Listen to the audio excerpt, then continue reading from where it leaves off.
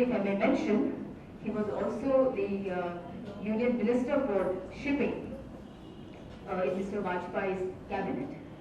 And so in that sense, he does belong to the Parivar, I mean politically and also ideologically. That's it.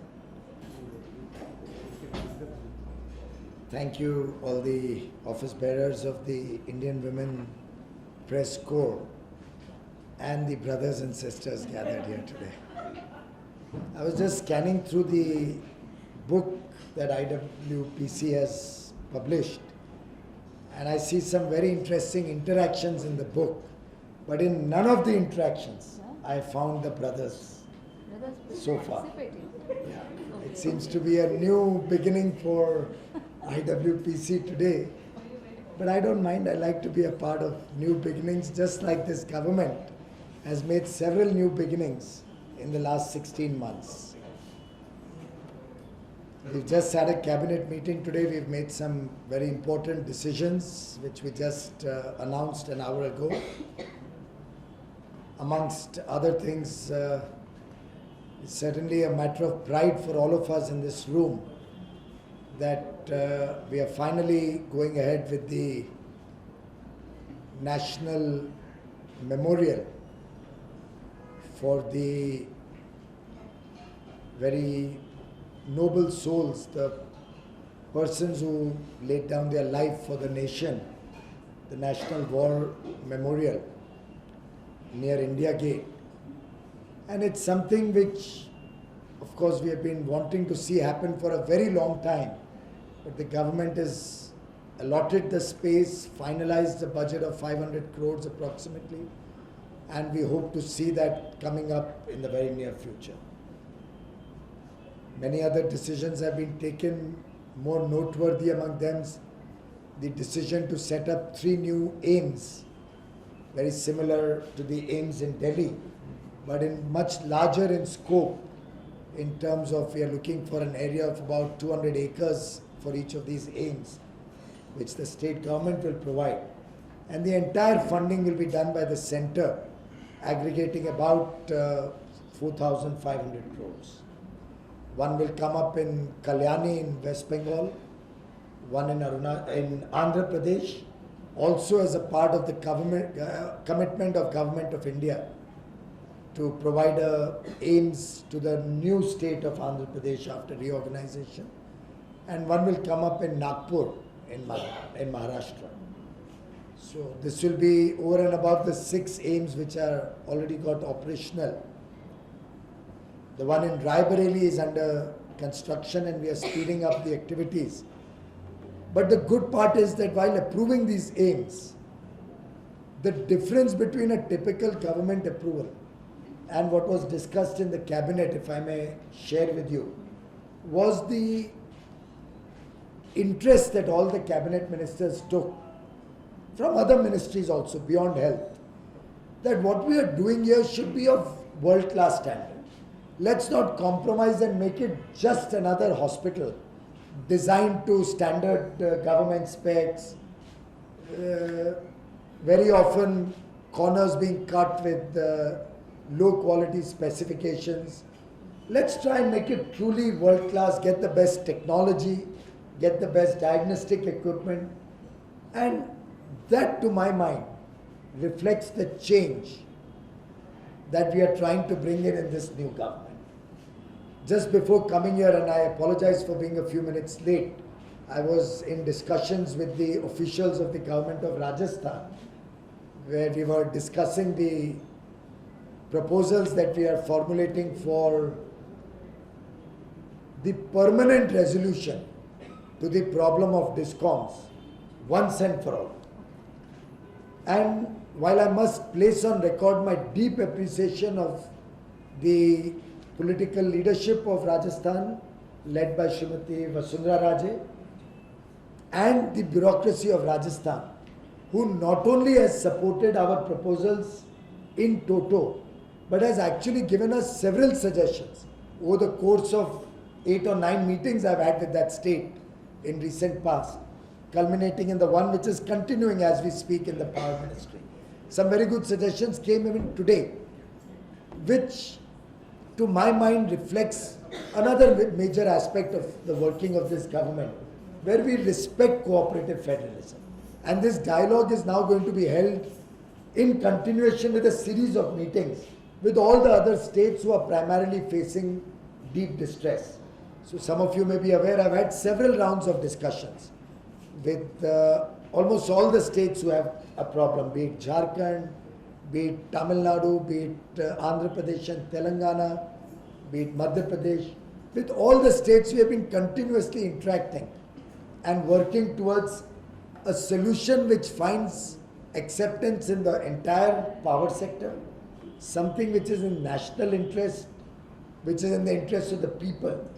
And I must mention that my last comments before I left to come to Windsor Place, to this absolutely wonderful office that you have, it's really something to envy.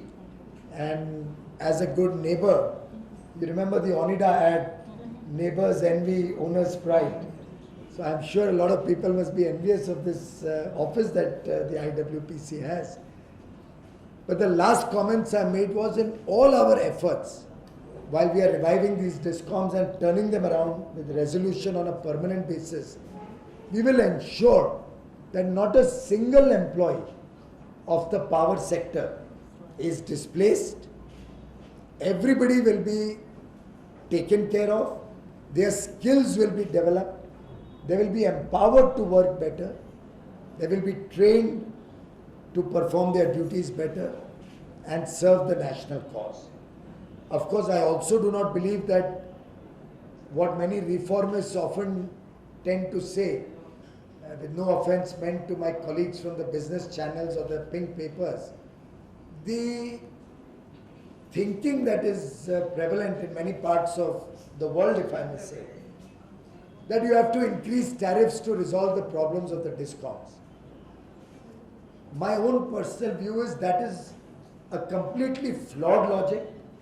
Increasing tariffs will never set your DISCOMs right. There may be a few cases where tariffs have been unjustly kept low, or they have not been allowed to remain in line with the expected tariff regulations that are already prevalent in the country. There will certainly be a few cases. When I was studying Rajasthan, I found that from 2008, the state did not see the kind of tariff increases which were justified, considering the increase in costing of the power.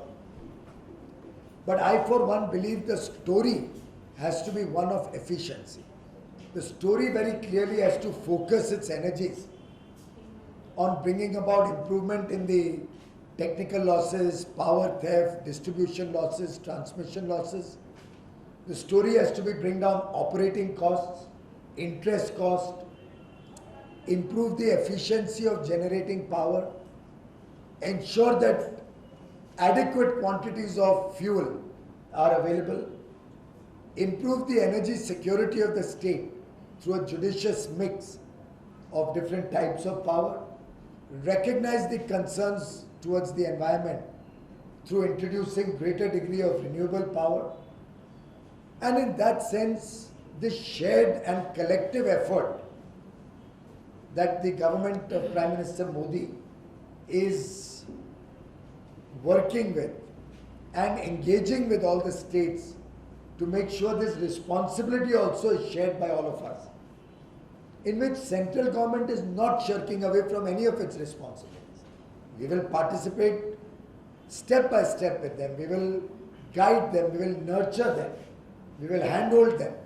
We will support them with funds for upgradation of technology, upgradation of infrastructure, but certainly not bail out anybody. The idea is to work in partnership, empower the states, give a clear message that this is something that the states will have to bear the burden of the cross for, and something which will have to be resolved this time around, not for 2 years or 5 years or a decade, but permanently. And I am delighted to share with you, ladies and gentlemen, I am receiving absolutely wonderful support from every state. Every state in the country is supporting this effort, is participating wholeheartedly. We've had a series of meetings, as I mentioned earlier. These meetings will continue in the next few days, and we'll come to a consensus, which will then, after approval from the cabinet, be implemented to find a solution, which I think is at the fulcrum of our efforts to achieve 24/7 power for all households, for all industry, for all offices, commercial establishments, ensuring adequate power for all farmers in this country to reduce the agrarian distress.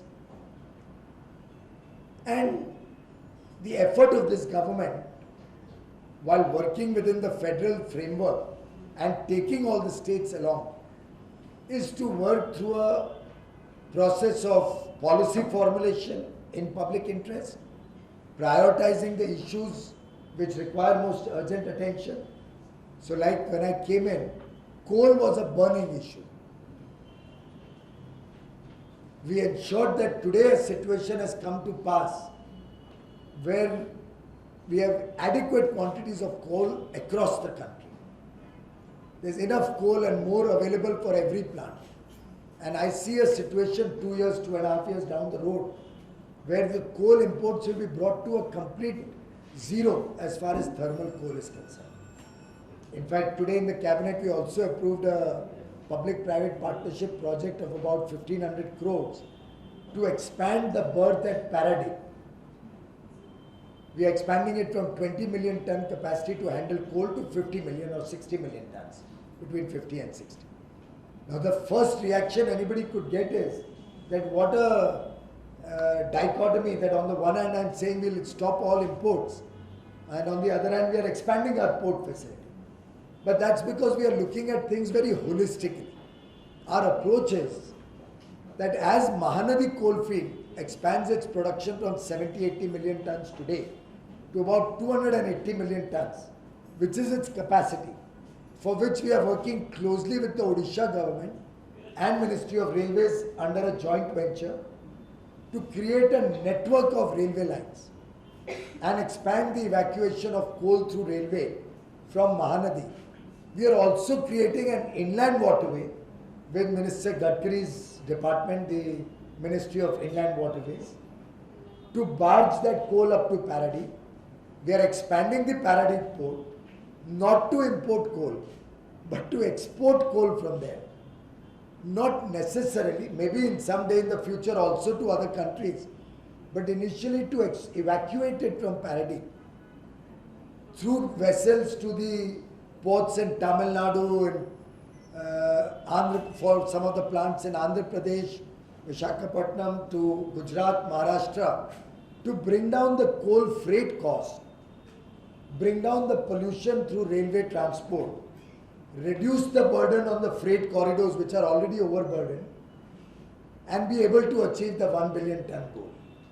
Now see, the Ministry of Power, the Ministry of Coal, the Ministry of Railways, the Ministry of Inland Waterways, the Ministry of Shipping and Ports, the State Government of Odisha, and of course within the larger framework, the Ministry of Finance. That is the organic entity that Prime Minister Modi has been able to build in the last 16 months.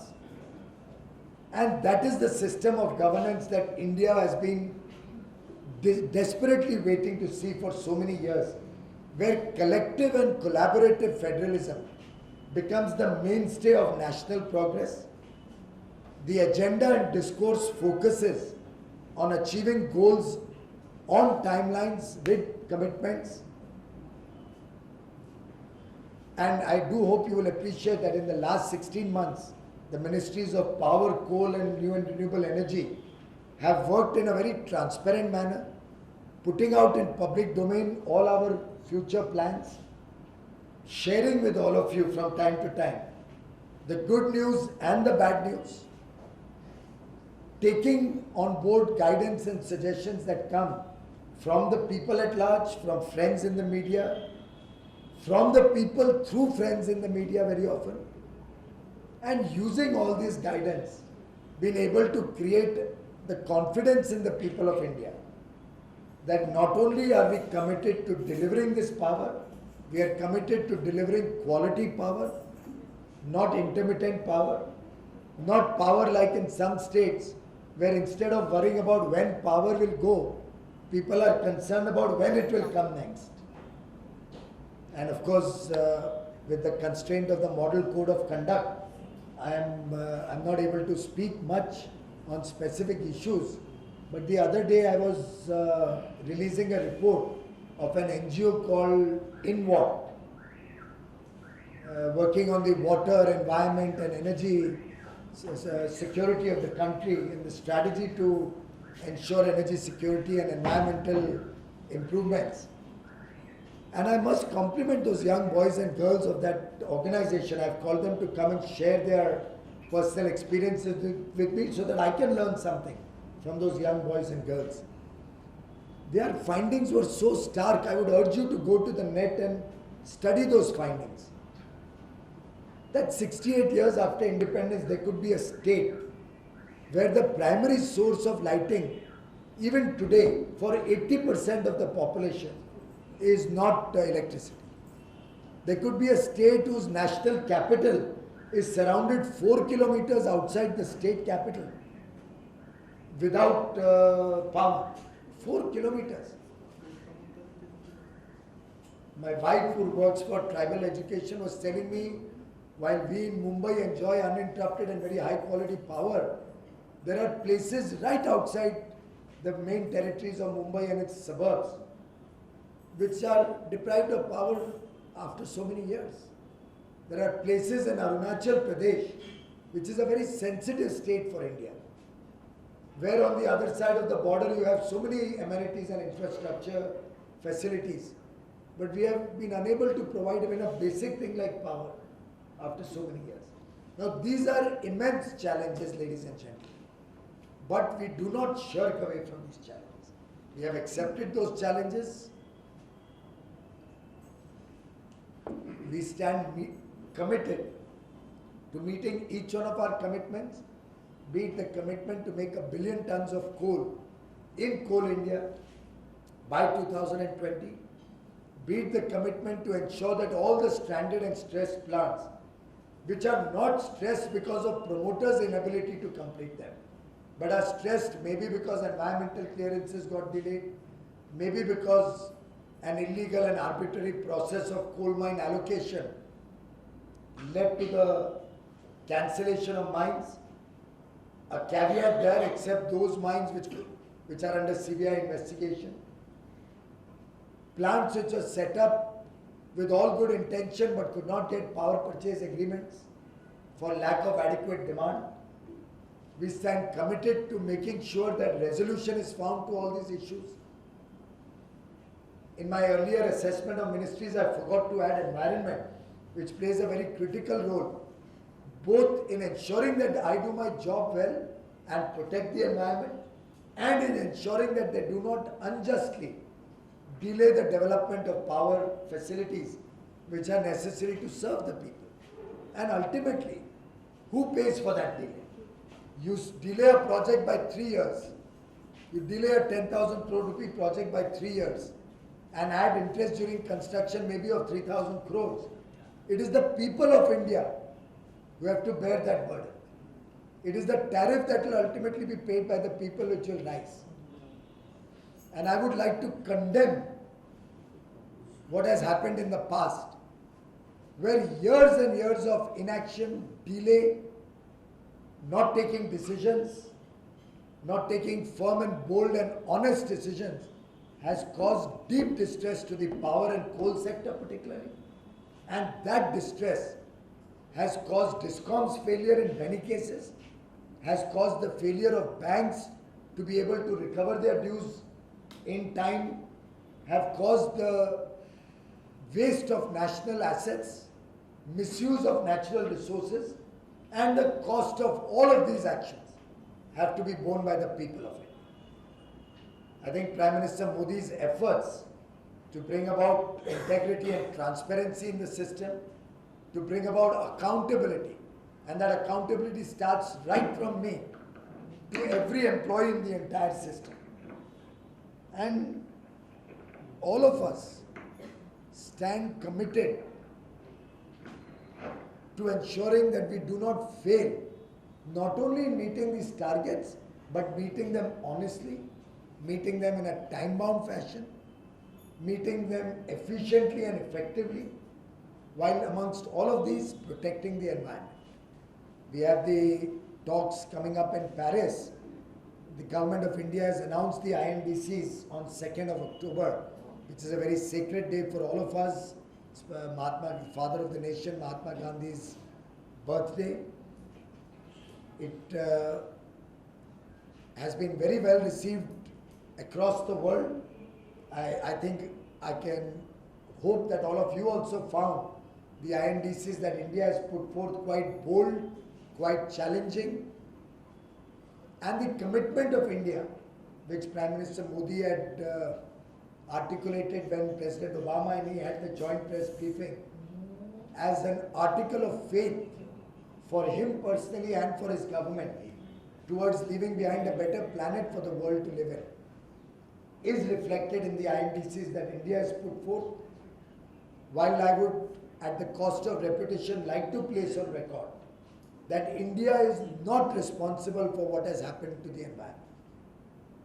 If one was to assess all the greenhouse gas emissions that have caused this distress, the United States alone has caused 1/4 of that emission. Other developing countries, largely European, have caused 1/4 of that distress. India's share is a mere 3%. Whereas both these whole continents put together don't have probably the population that India has. So when you translate that to a per capita basis, we would come down to decimal points compared to them. So really, on a polluter pays principle, India does not have to bear the burden of the cross or shoulder the responsibility for what the world has caused, and which is a matter of deep concern for the whole world and all the citizens of the world. I don't know, I've never met you before, madam, but on many occasions, the beat reporters from Energy have heard it ad nauseum, but at the cost of repetition, America realized the inconvenient truth only after they discovered cheap shale gas. Until that time, they enjoyed cheap coal-based thermal power for over a century.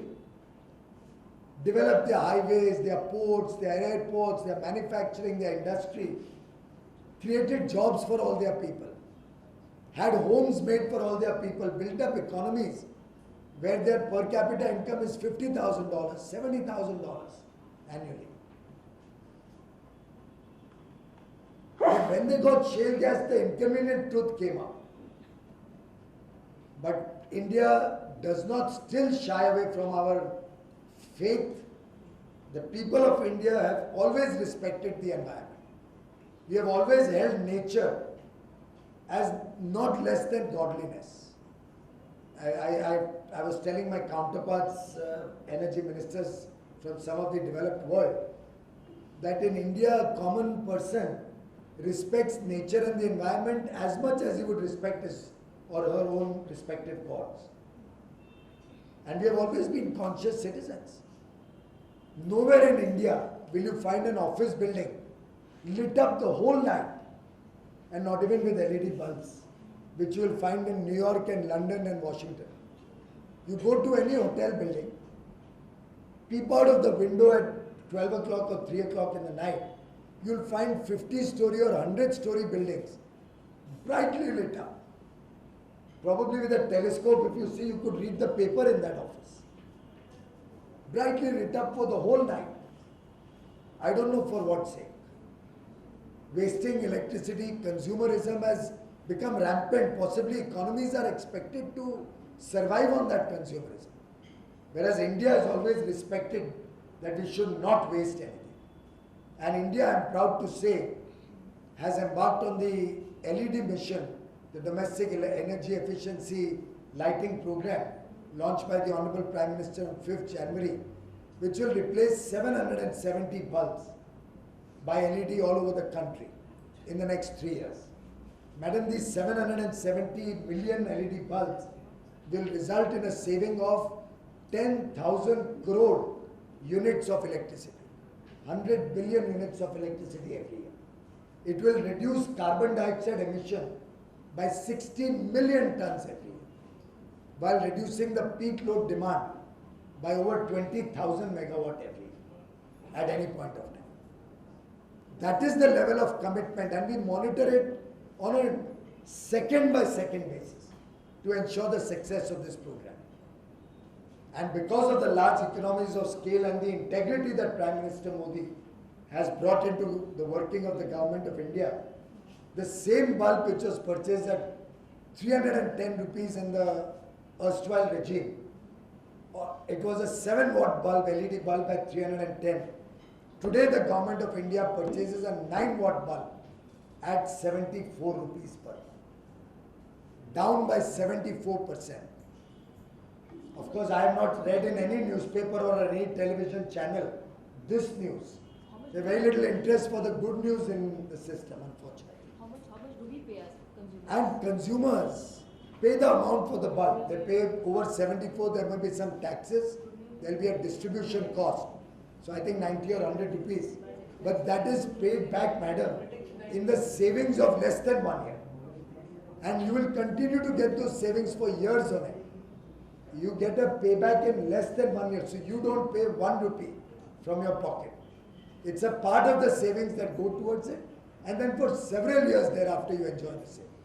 Similarly, our 175 megawatt, 175 gigawatt of renewable energy target is the single largest project anywhere in the world to bring in renewable energy of that volume within a span of 7 years.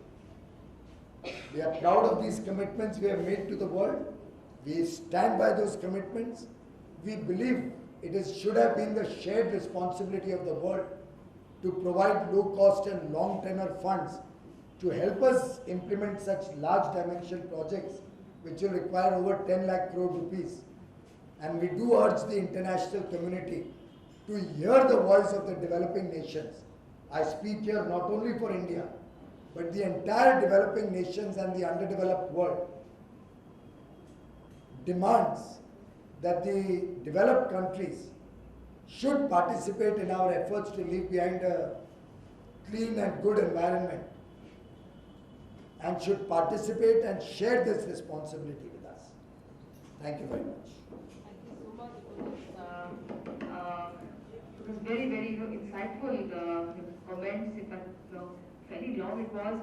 It did explain on several issues, and of course, we would like the developed world to take full responsibility for what they have done all these years, and we should also be. And of course, since you specifically mentioned the case of the United States, I think there's full agreement here about the consumptive style of living in the US.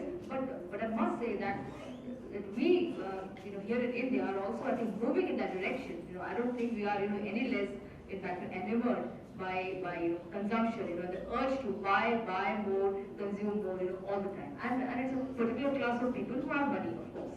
And so I think there are some intra-country issues also that we should address in terms of consumption, in terms of electricity consumption. Ms. Sita from the first post, thank you for your question.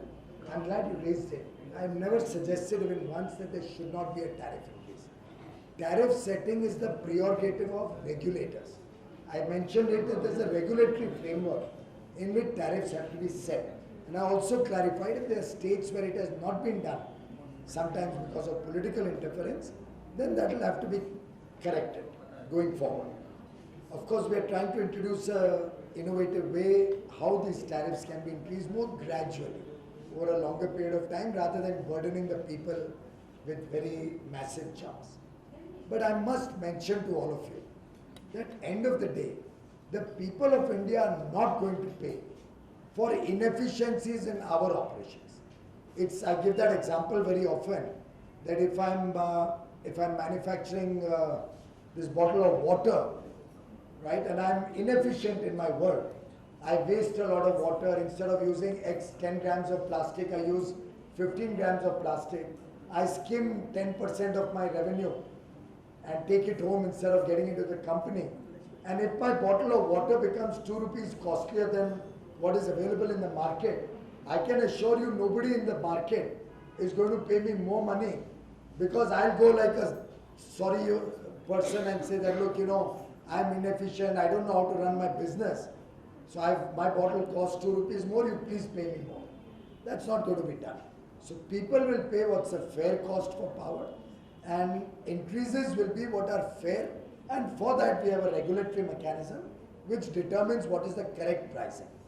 Somebody else had raised the issue of farm subsidy, since two others had raised it, Bhavdeep had raised it, and I believe Aditi also wanted to know about that.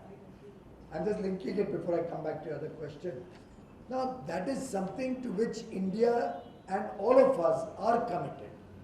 We all know the distress that farmers have gone through in this country. We all know what are the challenges of small landholdings, inadequate irrigation. So many years after independence, our farmers are still not self-reliant and self-sufficient. I don't think it can be anybody's case here to stress the farmers even more in these trying circumstances. I do not believe that I will micromanage from center and force any state to cause any sort of distress to the farmers. What is right for each state, what is the ability of each state to charge for different forms of energy, how each state wants to stop at least power theft, is for the state to decide in the federal scheme of things. I can certainly handle them to give them ideas, to work out schemes which are in the interests of the farmers so that there is no wastage, and in the interests of the state and in the interests of the country. But there is no proposal at all on the table. In the garb of rationalization, I tell you, this rationalization, reform, these are words which are very fancy sounding, but they have to be understood in the context of each company. I remember when I became coal minister, the first question everybody wanted to know was, are you going to rationalize Coal India? I don't understand what is the meaning of rationalize Coal India. Go into more detail. They say, no, break it into 8 companies. I thank my stars I didn't get carried away by that logic, because if I had thought of breaking away these 8 companies' subsidiaries, today my plans to allow swapping of coal, exchange coal, change the linkages to rationalize it, improve and bring about efficiency in the linkages would have all gone for a toss. So rationalization, reform, these are contextual words. They have to be seen in the context of each problem. And in that sense, to my mind, giving more stress to the farmers of India can be in nobody's case, cannot be considered rationalization. I think if at all this country will have to respect the important role that the farmers are playing in trying circumstances, very often dependent on the vagaries of nature, after years and years not having adequate irrigated water, and that is a choice or a decision at the state level and the system that is presently going on, where in many states farmers are cross-subsidized with the more affluent consumers, I believe will continue at least in the near future. You asked me about nobody losing jobs and again rationalizing staff. Well, that's something that the state can decide how best to most efficiently use the staff. I believe I'm seeing in the years to come a massive expansion in the power sector. I'm seeing the 18,500 villages without electrification getting electrified in the next 1,000 days. In fact, we are already 45 days or 50 days into those 1,000 days. I'm seeing that the earlier definition of electrified villages, which used to be that if 10% of the homes have electricity, you said this village is electrified. Prime Minister Modi's government has scrapped that definition. We do not accept that giving 10% of the population power absolves you of your responsibility. We believe every home in that village deserves to get power. And for certain number of hours also. For 24 hours. And I was amazed I was reviewing the various states. One of the illustrious states, again my lips are sealed, in the 11th plan, which was to be implemented between 2007 to 12, they were expected to give electrification to 3 million, 30 lakh households. How many households got electricity? 3,28,000 households until 31st August. A plan which was 2007 to 12, completed by 12. As on 31st August 2015, you have given power to 3,28,000 homes against 30 lakhs for which central government was giving you full funds. Of course, the 12th plan picture is even worse. In the 12th plan, central government allotted 5,000 odd crores. You were to electrify 54 lakh families. And you have electrified less than 1% of the families. Some 35, 40,000 families as of 31st August. So that is the kind of distress. 35,000 against 54 lakhs. Half the plan period is over. There's already a backlog of 27 lakhs in the 11th plan. So 27 lakhs plus 54. You have 81 lakh homes crying for power. And you have not been able to provide. Well, Ms. Dego has, from AP has talked about the cook stoves. Well, I thought media is also very intelligent, just like you expect the politicians to be intelligent. The cook stoves project that you talked about, we believe is a very, very essential project from an integrated perspective, which is, as I mentioned earlier, the way this government thinks. Every one of our programs has several dimensions. Now the cook stove program, to move away from wood, to move away from coal, has many dimensions. It has a dimension of a better environment, to bring down the toxicity in the environment. But look at the big impact it has on the health of the children, health of families in those small homes in the villages. You would have a small home where the cooking through those mediums causes the entire room to get into a bad environment. And that smoke causes distress. There was some study, I don't know true or false, which showed that probably 15 or 20% of children in these homes by the age of 7 or 12 have asthmatic or lung problems. So while we are addressing climate change, our concern for the poor, for the children, for the older people there, for the citizens of India who've been deprived of energy sources, clean energy sources for years, to give them better cooking medium also is reflected so that health costs come down, health problems come down in the country. You spoke about measuring the black carbon. Obviously in every one of these, we are measuring, be it the industrial efficiency program, which the Bureau of Energy Efficiency is running, the Perform, Achieve and Trade program, be it our distribution programs like the LED program. We are in the future coming out with fans, air conditioners on similar models, very high efficient and agricultural pumps on a similar model where savings pay for themselves. Somebody talked about, I think Naveen talked, Chandrasekhar talked about subsidy. You know, this ministry, New and Renewable Energy, is today 33 years old. That is the difference between this government and the past. For 32 years of this ministry, the focus was subsidy. In 16 months of this new government, the focus is efficiency of delivery, large scale, economies of scale benefit to the people, and ability to achieve those large scales cannot be on the back of subsidies. Now, while these bulbs were at 310, they were being subsidized. But how many bulbs did the ESL purchase in the year 13-14? We want to hazard a guess? 0.6 million. How many bulbs have we already tendered out and brought down these prices from 7 watt to 9 watt? Price down from 310 to 74 rupees? 90 million. It's the same government, the same establishment, the same officials. We brought economies of scale, transparency and honesty, Anybody who meets the technical specs to produce good quality product has ability to bid in a transparent reverse bidding process. No favors to anybody, nobody coming to the minister looking for orders. And 90 million in the last, already done. And we'll do 770 million by March 2018 in 3 years of this program. So we believe in scaling up things, making projects self-reliant, so they are not dependent on largesse of anybody. That ultimately a subsidy, sir, is cost to the people of India only. Nobody gives subsidy from the air.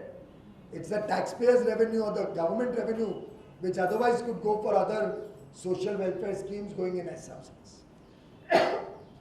Wherever essential, we will certainly use these schemes. Wherever it can be self-sustaining on the back of savings, we prefer to make them standalone. You spoke about Bhavdeep also, the back end for renewable energy. I can assure you we've already started 38,000 crores worth of green energy corridors. We are identifying more areas and urging states to come up with areas where we can expand renewable energy so that more transmission grids can be made, which the central government is doing.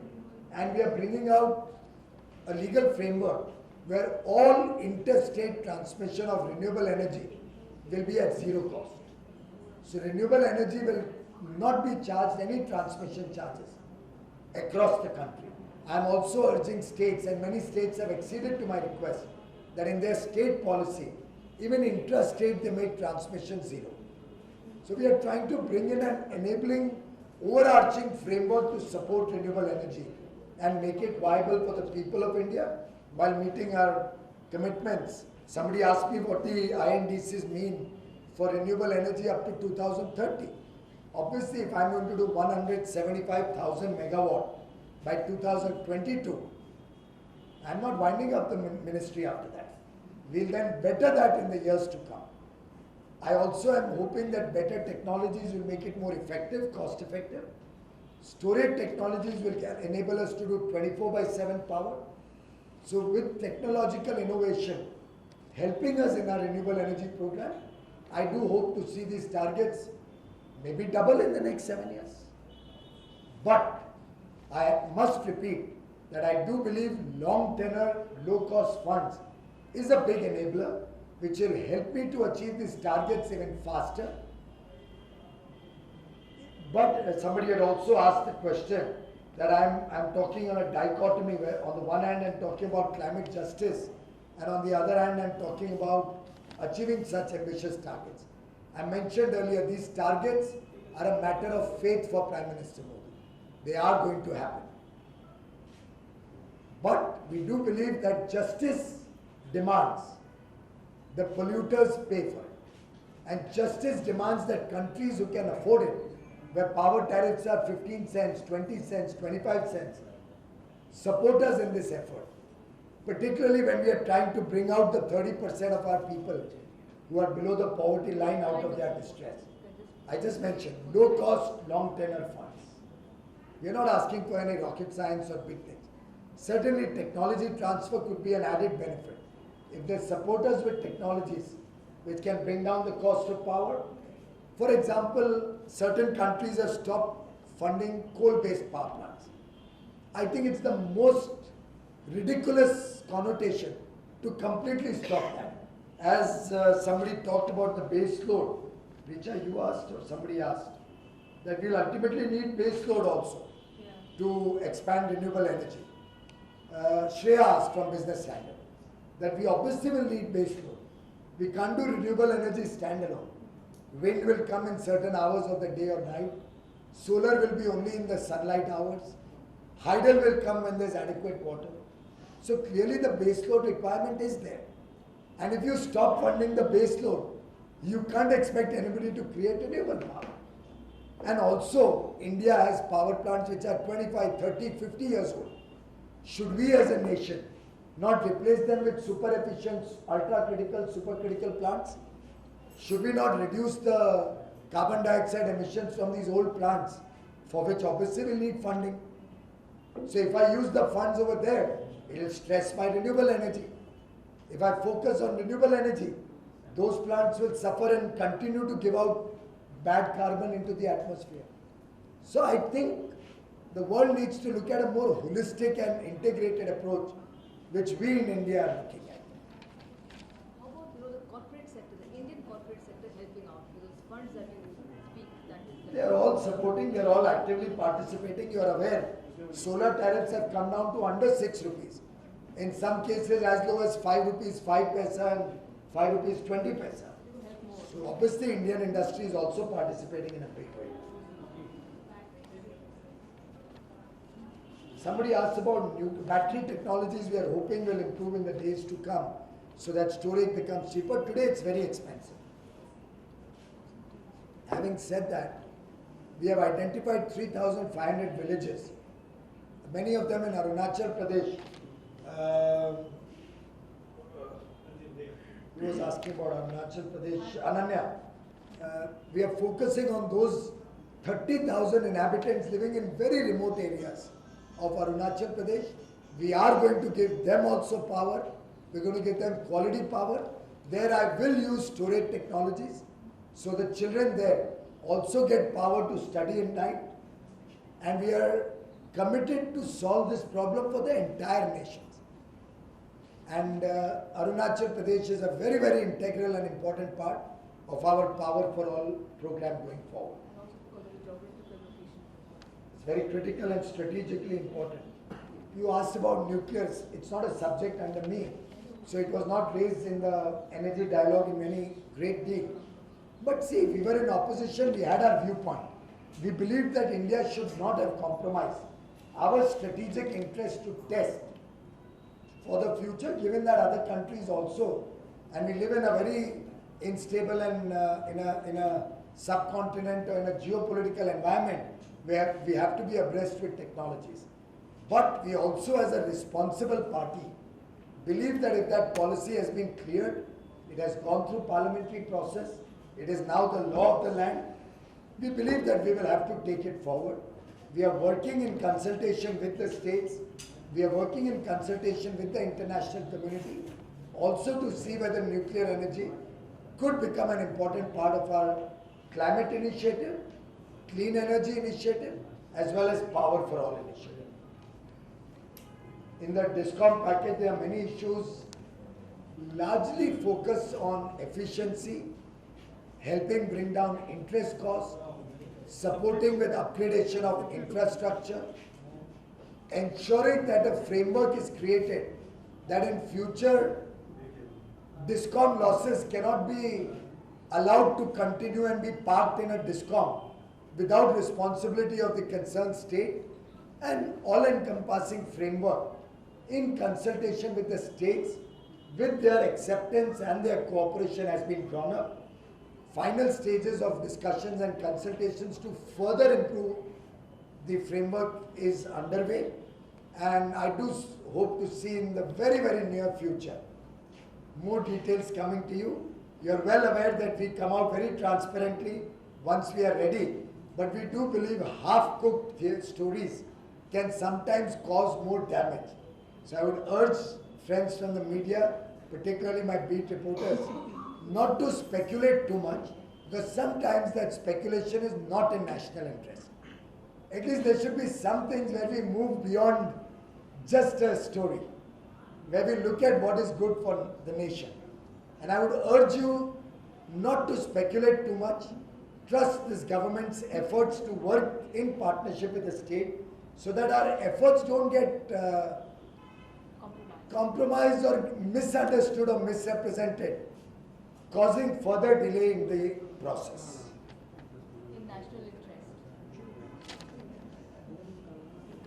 Well, I like the question that Tanya from Millennium Post had asked about the federal structure experience and the problems. There may have been some problems, but it's a state of mind according to me. Personally, if you ask me, in my 16 months, I've had no problem with any state. And I've said this before, many of you may have heard this before. I have had no problem with any state. Officials from Tamil Nadu at the highest level are coming for discussions day after tomorrow with me. And I have channels of communication with every state in the country, irrespective of political ideology or which government runs it.